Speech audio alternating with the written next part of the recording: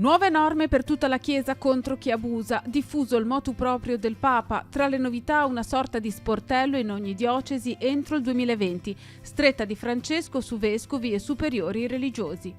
Uniti per riconoscere nei legami della comunità l'amore del Signore. L'invito rivolto agli abitanti di Cogorno per la festa di Nostra Signora delle Grazie.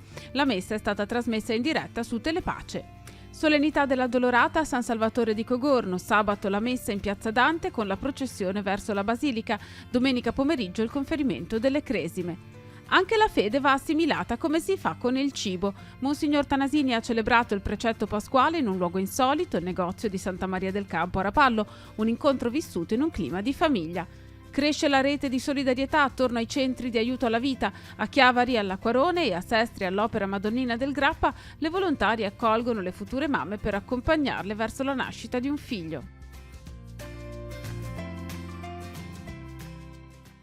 Benvenuti a Noi Chiesa, la nostra trasmissione che vi racconta la vita della diocesi di Chiavari. Questa settimana iniziamo in realtà con un argomento di carattere universale. Sono state diffuse nuove norme, valide per tutta la Chiesa, contro chi abusa di minori o copre questi crimini. Papa Francesco ha infatti pubblicato un nuovo motu proprio che contiene le procedure per segnalare molestie e violenze e assicurare che vescovi e superiori di ordini religiosi rendano conto del loro operato. Sono previsti obblighi per tutte le diocesi del mondo. I dettagli nel nostro primo servizio.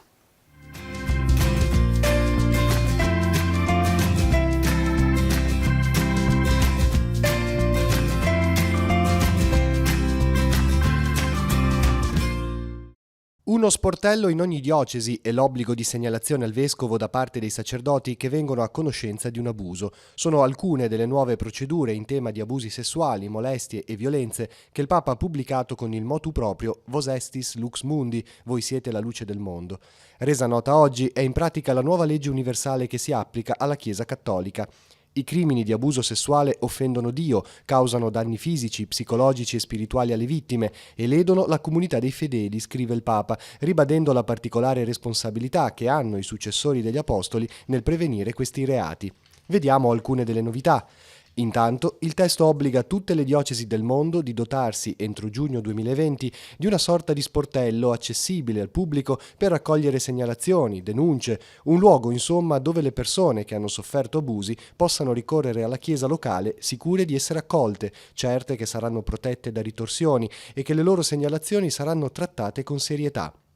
L'altra novità introdotta da Francesco è l'obbligo per tutti i chierici e religiosi di segnalare tempestivamente all'autorità ecclesiastica tutte le notizie di abusi di cui vengano a conoscenza, come pure le eventuali omissioni e coperture nella gestione dei casi. Vos estis lux mundi introduce poi la condotta di copertura, che consiste in azioni o omissioni dirette a interferire o a eludere le indagini civili o quelle canoniche, amministrative o penali, nei confronti di un chierico o di un religioso in merito ai delitti di abuso sessuale. Il documento del Papa, è importante precisare, tutela i minori e gli adulti vulnerabili, ma riguarda anche la violenza sessuale e le molestie conseguenti all'abuso di autorità. L'obbligo include anche qualsiasi caso di violenza sulle religiose da parte di chierici, come il caso di molestie a seminaristi o novizi maggiorenni. Il motu proprio, infine, rappresenta un ulteriore frutto dell'incontro sulla protezione dei minori che si è svolto in Vaticano nel febbraio di quest'anno. Ora andiamo nel comune di Cogorno, in particolare a Cogorno Alta. La parrocchia ha festeggiato la solennità di Nostra Signora delle Grazie. Proprio in questa occasione Telepace ha trasmesso in diretta la Santa Messa da questa comunità.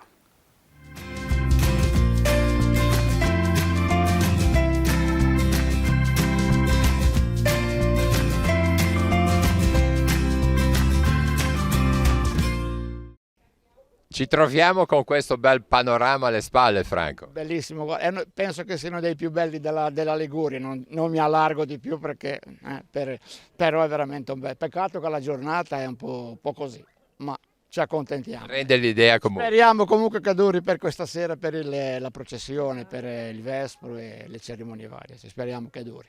I vostri impegni in parrocchia abbiamo visto nella cantoria. Esatto. Sì, è un impegno che faccio volentieri perché canto volentieri insieme ai miei amici che considero amici, siamo tutti uniti in questa comunità, facciamo delle prove, poi c'è Don Stefano Libini che ci sostiene, coinvolge anche tantissimo i bambini ed è bellissimo.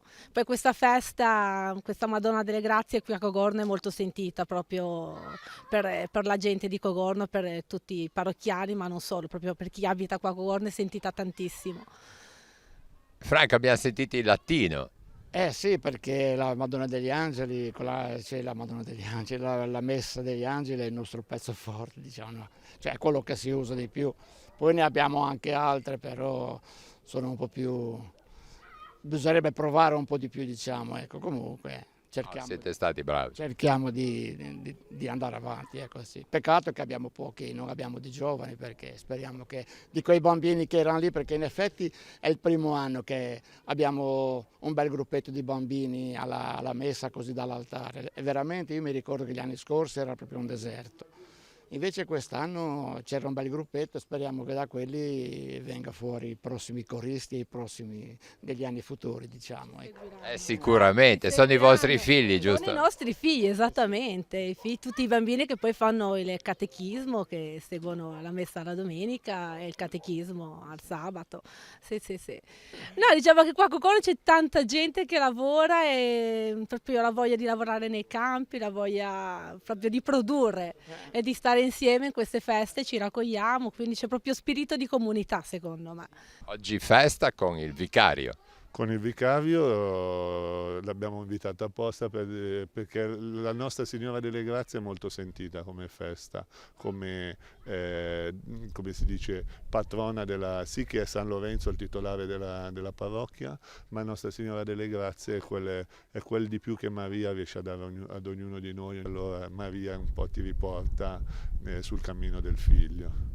Quindi. Don Stefano nell'omelia ci ricordava, prendendo appunto spunto dal Vangelo, che Gesù ci cerca, ci viene incontro. Ed è quello. Infatti questa pagina del Vangelo è molto bella perché è la storia di Dio che va a cercare l'uomo nuovamente e lo ricerca dove è iniziato tutto, sul lago di Tiberiade, va a riprendere i suoi apostoli. Giovanni nel Vangelo dice che sono 7, ma 7 nel senso che è la totalità, è tutto il gruppo degli apostoli che viene rappresentato da quei 7 e Gesù, Dio, di nuovo se li riprende, di nuovo li riprende e gli fa comprendere che con lui la pesca è abbondante, ma la pesca non nel senso di fare così, la pesca nel senso di un cuore che riesce sempre più ad amare, sempre più con forza. I frutti che noi diamo attraverso il nostro amare diventano sempre più grandi, sempre più saporiti se la presenza di Gesù è totale.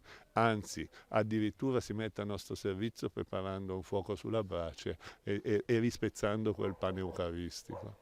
Allora in concreto è un invito anche per tutte le comunità della nostra diocesi, diceva di volerci bene e di fare comunità. Sì, volerci bene, perché la parola volerci bene, come dice Pietro, no? Che non usa l'amore, usa il volerci bene, è una parola che la usiamo un po', la usiamo e la abusiamo un po'. È cercare un po' comunque di andare sempre, di trovare i punti di accordo, i punti di armonia e non i punti e di eliminare quanto più possibile i disaccordi. Perché in una comunità dove ognuno è un soggetto a sé stante si fa fatica a trovare sempre punti di armonia. Il Vangelo ti invita sempre che c'è sempre qualcosa, qualche punto in cui mettersi in armonia e basta solo applicarlo e renderlo vivo. Don Stefano, abbiamo sentito i due cantori, ma abbiamo il nostro organista. L'organista ti chiami? Fabio. Fabio. Allora, intanto abbiamo sottolineato questa Messa degli Angeli in latino, che non è facile trovare comunque in giro. Abbiamo imparato tanto tempo fa e la portiamo avanti, ecco. È tradizione, sì, è tradizione averla, è tanti anni che la cantiamo.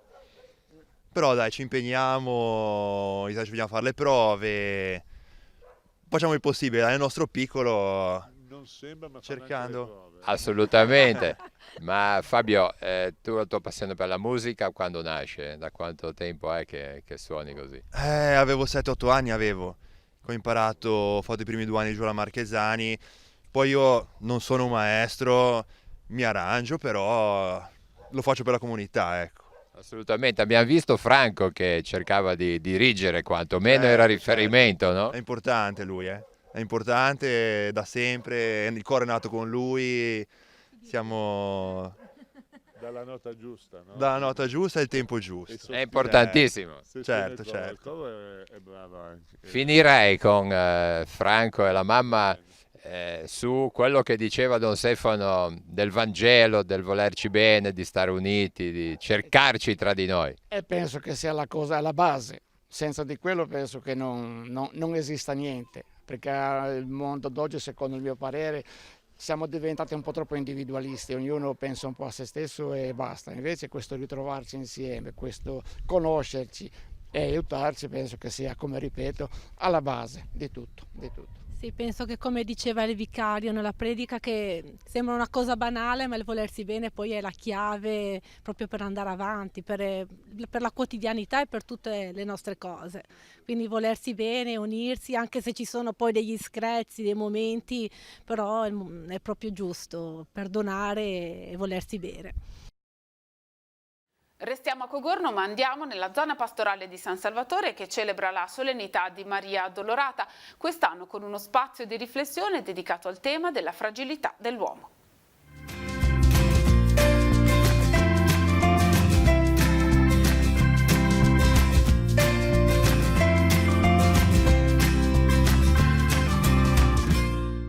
Qual è il valore di questa festa, celebrare Maria Addolorata? Maria Addolorata si celebra nel mese di maggio perché è il mese mariano. In realtà la data liturgica sarebbe il 15 di settembre, che è molto attaccata all'altra festa importante per la parrocchia di San Salvatore, che è l'esaltazione della croce. Allora l'hanno spostata nei tempi al mese di maggio e lì cercheremo di dare solennità e risalto, appunto come è un po' nel sentore mio e delle nostre comunità, delle persone che mi aiutano, alle fragilità, il dolore che va accompagnato e va condiviso. La giornata di sabato invece come si caratterizzerà? Avremo la celebrazione dell'Eucarestia in Piazza Dante. È la prima volta che celebriamo questa solennità così e da Piazza Dante, dopo l'offerta dei fiori di tutti i bambini del catechismo, al termine della messa andiamo in processione in Basilica. Sul Sagrato della Basilica giungiamo con un momento di preghiera. Durante il percorso ogni comunità del catechismo farà un momento di preghiera, proporrà una riflessione mariana molto semplice in linea con la propria comunità, per esempio i figli invitati sulla condivisione, i figli perdonati sulla misericordia e così via. Domenica è il giorno della festa, quali saranno i punti forti? L'appuntamento principale è quello delle 18 alla sera. Quest'anno non celebriamo la messa al mattino in quanto la messa di conferimento del sacramento della Cresima della confermazione sarà al pomeriggio. Accoglieremo il vicario generale della diocesi di Chiavari che amministrerà il sacramento a tutti i ragazzi della nostra zona pastorale, che è composta da 4 parrocchie, 4 comunità, la comunità di Brecanecca, della Costa, di Monticelli e di San Salvatore appunto.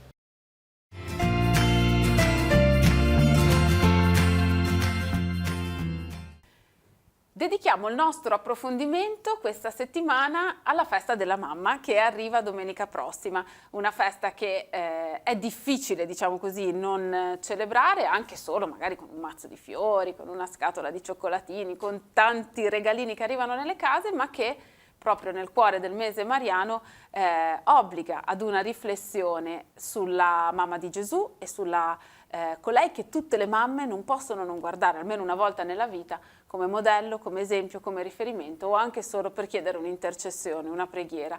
Abbiamo desiderato di parlare di questo con Silvia Castagno, mamma di 4 figli, benvenuta a Telepace. Grazie, grazie. E grazie per aver accettato il nostro invito, non è mai semplice parlare di sé. No. Ci proviamo. Proviamo a condurre una semplicissima riflessione guardando a Maria appunto nel cuore del mese mariano, parlando di maternità e aiutati da una recentissima conferenza che Don Claudio Doglio, biblista, ha tenuto a Chiavari nella parrocchia di San Giacomo di Rupinaro, dedicata a Maria come discepola di Gesù, la prima discepola di Gesù. Diceva Don Claudio Doglio che San Luca, fine teologo, nel suo Vangelo ha voluto proprio disseminare alcuni tratti della personalità di Maria per far emergere la sua figura secondo questi connotati, Maria in quanto discepola. Ma intanto andiamo a conoscere un pochino meglio la nostra ospite, Silvia. Abbiamo detto mamma di 4 figli, quanti anni hanno?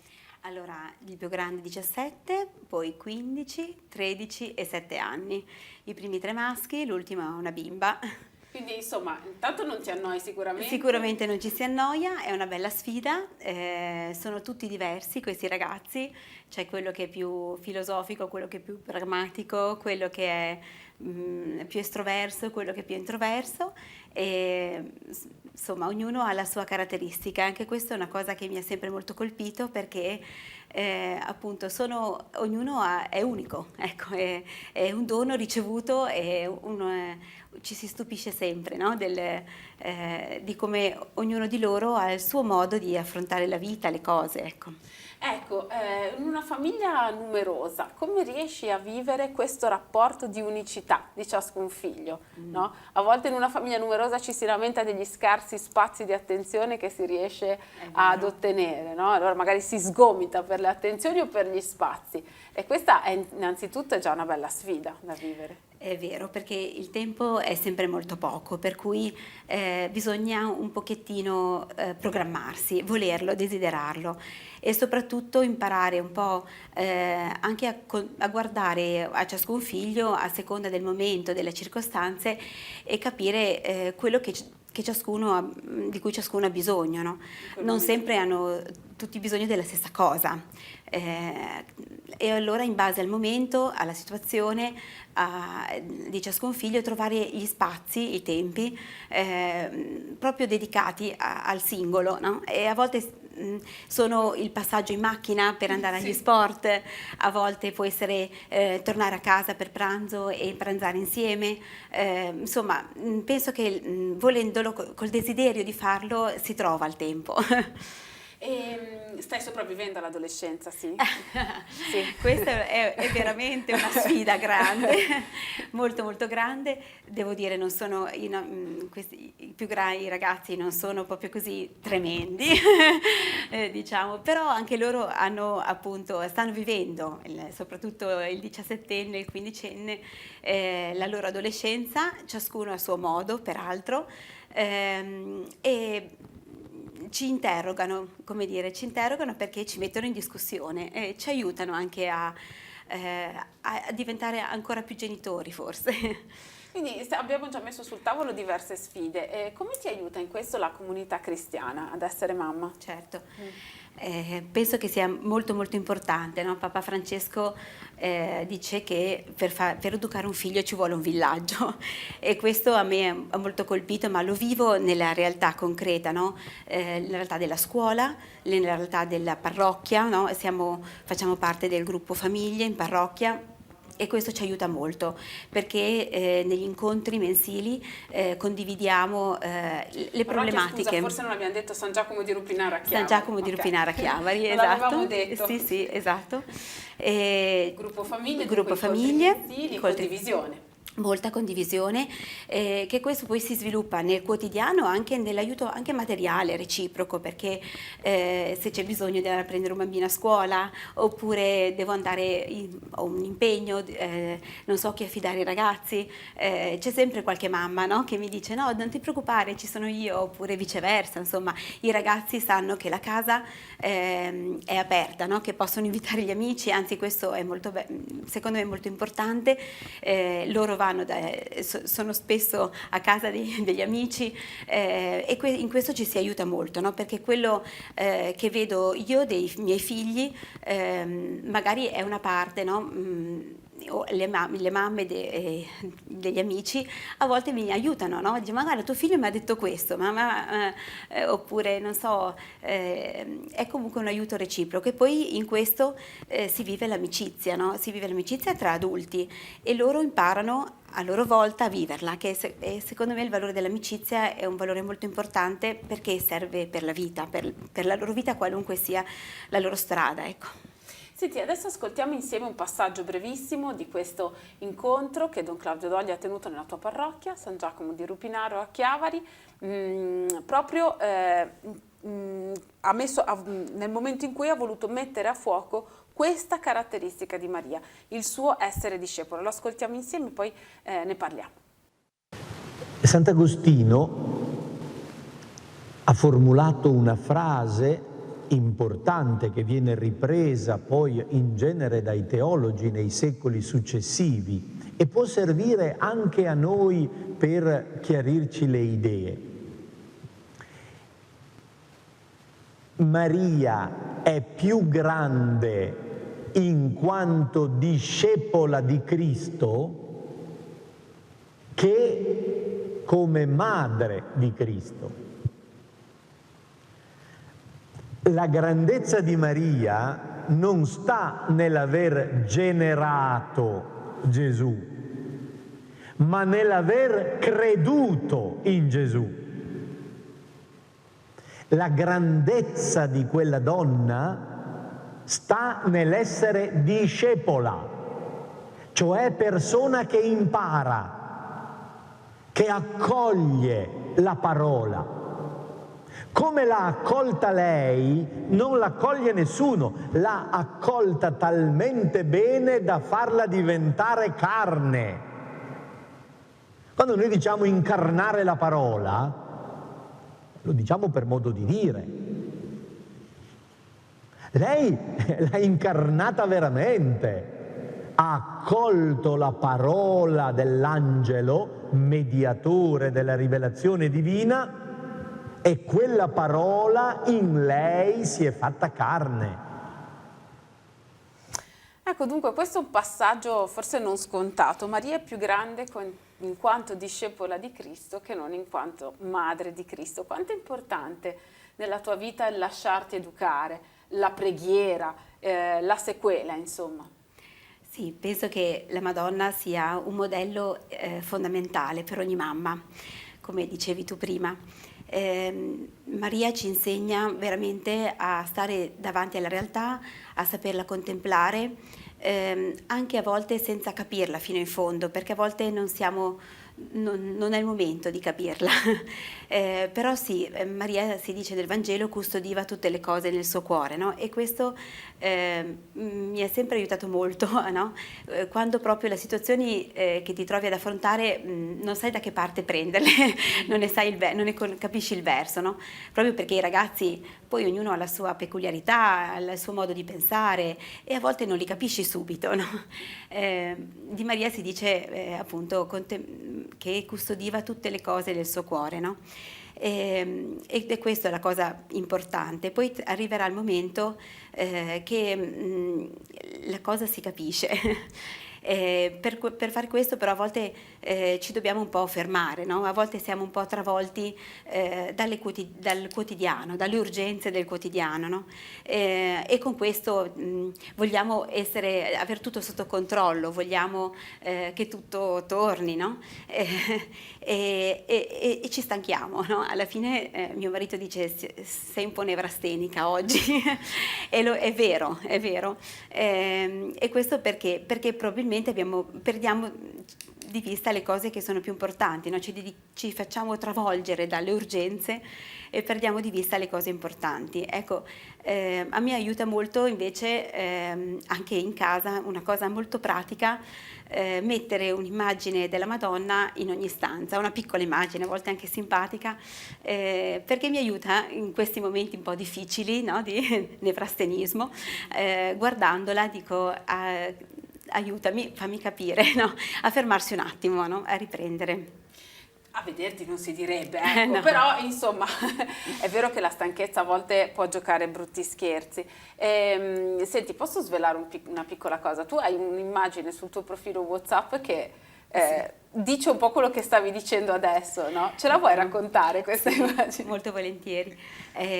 Mi ha regalato una calamita una mia amica, una mia carissima amica qualche anno fa, che rappresenta la Madonna proprio nella sua cucina, probabilmente vicino a un focolare che sta lavorando, no? E c'è una scritta che dice che la cucina è palestra di santità. Per me me la sono messa sul frigo e questo mi ha sempre aiutato molto. Sì, perché poi è in cucina che si giocano le sfide più grosse in una casa, più grandi, no? Giusto, è sia giusto. i fornelli, dico io a volte, sia nei rapporti. È vero, è vero. Sì, sì. È un posto dove occorre sicuramente avere un riferimento chiaro. Assolutamente. Senti Silvia, adesso ascoltiamo un secondo passaggio della relazione di Don Claudio Doglio. Sono solo alcuni spunti questi che proponiamo, ovviamente per tutti quelli che fossero interessati trovate la registrazione integrale sul nostro canale YouTube ed è veramente bellissima, quindi ve lo consiglio. E parliamo della vocazione, vissuta come l'ha vissuta la Madonna. Vediamo insieme questo breve passaggio. Maria è disponibile. Ecco la grandezza. Accoglie la vocazione. Si trova davanti qualche cosa di straordinario che lei non immaginava minimamente. E non le viene proposto nei dettagli, non le viene spiegato come andranno le cose, a che cosa andrà incontro. Le viene chiesta la disponibilità all'impresa e lei accetta. Eccomi, sono la serva del Signore. Ulteriore passaggio che mi sembrava quanto mai calzante pensando all'esperienza della maternità. Accogliere un figlio ovviamente senza sapere come andrà. Non si sa bene chi ci si mette in casa quando si accoglie un figlio. Tu come vivi questa esperienza con i tuoi 4? Penso questo, che ogni figlio, appunto, come dicevamo prima, è unico, no? E come tale ognuno è una chiamata alla santità specifica, no? Perché sono diversi, perché hanno bisogno ciascuno di cose diverse e quindi è appunto una chiamata unica, no? Ogni volta, no? E non solo quando sono venuti al mondo, no? Non ci hanno chiamato a essere madri quando vengono al mondo e basta, no? Sicuramente ci chiamano ogni giorno a essere madri, la vocazione è quotidiana, 24 ore su 24, non esistono ferie, non esistono certificati di malattia. E questa è una sfida grande, a volte un po' faticosa, ma ne vale la pena. E quindi, insomma, sicuramente... Forse a volte ci facciamo un po' prendere dall'ansia, perlomeno, forse è un'accusa che viene mossa spesso alle mamme. Tu come le vivi i momenti in cui la preoccupazione sembra avere la meglio sulla vocazione? Certo, sicuramente il fatto di vedere comunque ogni situazione, no, come una chiamata nuova, questo come una nuova vocazione, questo aiuta, no? Che fa cambiare un po' la prospettiva.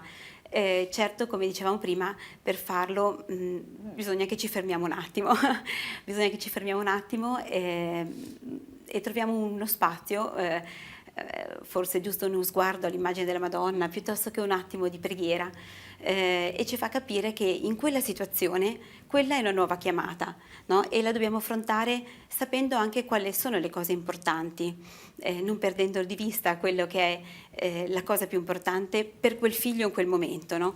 E non vogliamo sempre risolvere le situazioni, a volte non abbiamo le soluzioni in tasca, non ci sono, no? Dobbiamo semplicemente aspettare magari. E invece a volte abbiamo l'ansia di voler trovare la soluzione noi, la nostra, no? Magari no, magari i figli in primis sono figli di Dio io penso, e questo mi aiuta tantissimo, no? Perché è una grossa garanzia, diciamo, lui diciamo, ci aiuta e allora forse io non trovo la soluzione, ma lui sì. Senti Silvia, in conclusione ti volevo chiedere questo, hai detto che fai parte del gruppo famiglia della tua parrocchia a Rupinaro, avete fatto un percorso di incontri mensili, siamo verso la fine dell'anno, diciamo così, pastorale, avete delle iniziative in programma per questa fine anno? Certo, abbiamo fatto un corso di 3 incontri parlando della coppia e sono stati molto belli, condivisi dalle persone che hanno partecipato, perché appunto per essere mamma in primis bisogna essere moglie ed è molto importante questo, no? Anche per i figli, no? Il legame tra marito e moglie va curato quotidianamente, così come la maternità. Concluderemo, questi incontri sono stati molto belli sull'affettività, sulla comunicazione nella coppia, li abbiamo condivisi con le persone che sono venute, ciascuno ha dato il suo contributo e l'ultimo incontro sarà il 25 maggio con Roberto Franchini che ci aiuterà a riflettere partendo dall'Amoris Laetitia sempre sul tema della relazione coniugale. Quindi insomma è un appuntamento che possiamo dire è aperto un po' a tutti, no? Mi sembra certo. Che sia un'occasione bella anche per persone che magari non hanno seguito i primi appuntamenti. Certo, assolutamente sì, penso che sarà un'ottima occasione per riflettere ancora insieme e avere la prospettiva giusta, no? Nel vivere le 24H esatto. da mamma.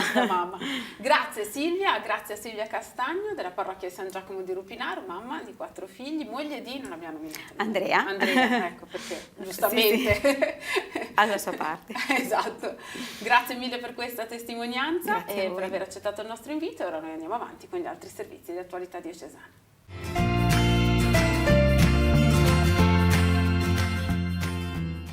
Continuiamo a parlare di famiglia e di maternità e lo facciamo andando a scoprire le attività del Centro di Aiuto alla Vita di Chiavari.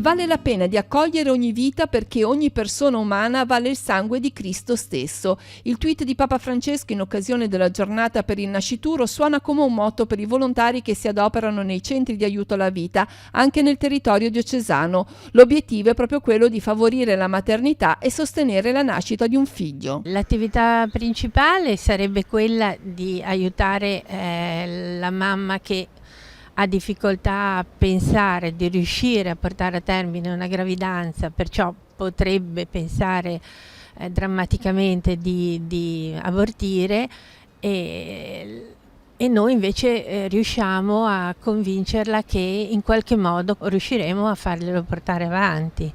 Un primo aiuto può essere quello materiale, dunque, con un aiuto economico anche di oggetti. Ecco, in che cosa si concretizza questo vostro aiuto materiale? Allora, gli oggetti che noi diamo sono la maggior parte cose che ci regalano, famiglie che hanno avuto bambini e che pensano di non averne più e hanno un lettino, una carrozzina, vestitini, giocattoli, tutte queste cose che ce le portano lì al centro Quarone e noi mettiamo da parte per chi ce li chiede. C'è il banco alimentare che ci aiuta dal punto di vista omogeneizzati, biscotti, pastine, tutte queste cose. I CAV promuovono anche il progetto Gemma che si concretizza in un aiuto economico mensile di 160 euro consegnato alla mamma negli ultimi 6 mesi di gravidanza e per il primo anno di vita del neonato. Il progetto Gemma consiste nel dare a questa mamma in difficoltà 160 euro al mese per i primi 6 mesi, i 6 mesi della gravidanza che rimangono e il primo anno di vita del bambino. Questi soldi noi li abbiamo da tante persone generose, dall'8 per 1000, dal 5 per 1000, dall'offerta delle primule una volta all'anno e da anche famiglie che, conoscendoci, pensano di poterci aiutare in questo modo. anche gruppi di amici, perché 16 colleghi si mettono insieme 10 euro al mese e riescono così a far nascere un bambino. Penso che sia una cosa bellissima, ecco. A Sestri Levante da ormai diversi anni viene offerto un servizio ulteriore per evitare casi di abbandono di piccoli appena nati. Alla Madonnina di Grappa c'è la culla per la vita, che in genere non è conosciuta. In tutti questi anni non è mai stata usata, forse possiamo dire meno male, e anche perché non abbiamo ricordo di bambini abbandonati da queste parti. Però la culla per la vita, che speriamo di non dover mai usare, ma se fosse sarebbe una cosa magnifica per salvare un altro bambino. Il CAV di Chiavari opera nelle 2 sedi, al Centro Benedetta Acquarone e a Sestri Levante. In quali giorni e in che orari vi si può trovare al Centro di Aiuto alla Vita? Allora, al martedì e al giovedì qui a Chiavari all'Acquarone dalle 15 alle 17 e al giovedì mattina invece a Sestri dalle 10 a mezzogiorno.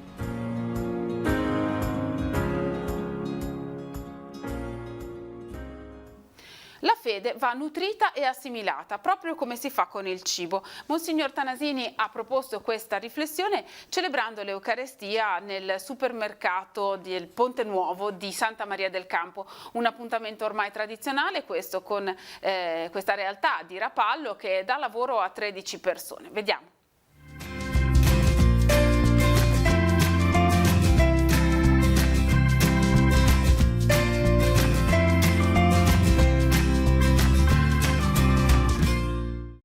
Monsignor Alberto Tanasini ha celebrato il precetto pasquale in un luogo forse insolito, un supermercato a Santa Maria del Campo, a Rapallo.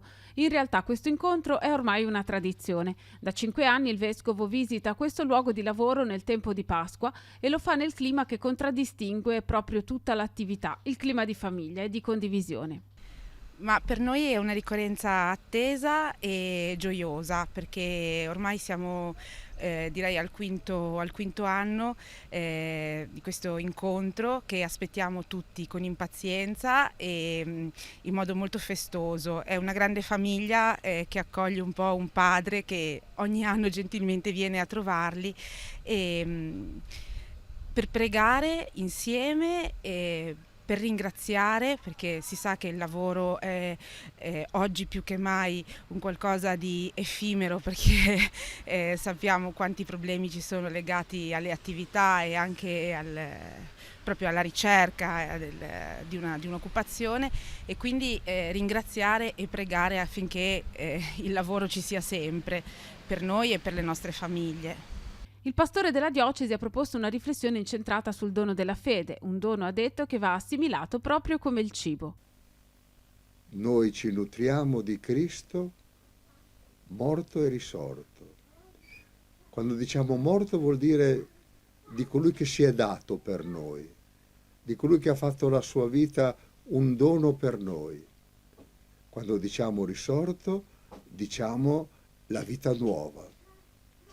La vita nuova che Lui ci ha dato, che alimenta, se noi alimentiamo la nostra fede, se noi ci nutriamo del pane di vita. Il negozio di Santa Maria del Campo, baluardo contro la grande distribuzione, dà lavoro a 13 persone. Però è veramente un'attività di famiglia, cioè anche chi lavora con noi è, direi, parte integrante della nostra famiglia, e questo forse è un po' quello che fa la differenza, perché la grande distribuzione si sa che ormai conta numeri, no? E invece qua forse contano ancora le persone, grazie a Dio, per cui davvero lavoriamo insieme, portiamo avanti un obiettivo, cioè quello di mantenere viva questa realtà con tutte le difficoltà del caso, perché la grande distribuzione è difficile mantenersi competitivi allo stesso modo, e quindi insomma è una lotta. Il negozio è stato aperto tantissimi anni fa, ancora nel 1800, per cui era prima un'osteria, poi è diventato osteria con alimentari, poi si è sviluppata la parte più degli alimentari, un po' a seconda dei cambiamenti del tempo, per cui è un punto radicato nella società di Santa Maria, che poi nel frattempo si è popolata, si è sviluppata, si è ampliata, e quindi direi che siamo comunque un punto di incontro, se vogliamo, un po' del paese. Ci sono altri punti ovviamente, perché ci sono altre attività sempre a carattere familiare che si snodano un po' su tutto il percorso della via, però noi siamo sicuramente un punto di incontro. Terminiamo così il nostro appuntamento settimanale con Noi Chiesa, il nostro viaggio alla scoperta della vita della diocesi di Chiavari. Grazie per averci seguito, ci rivediamo la prossima settimana.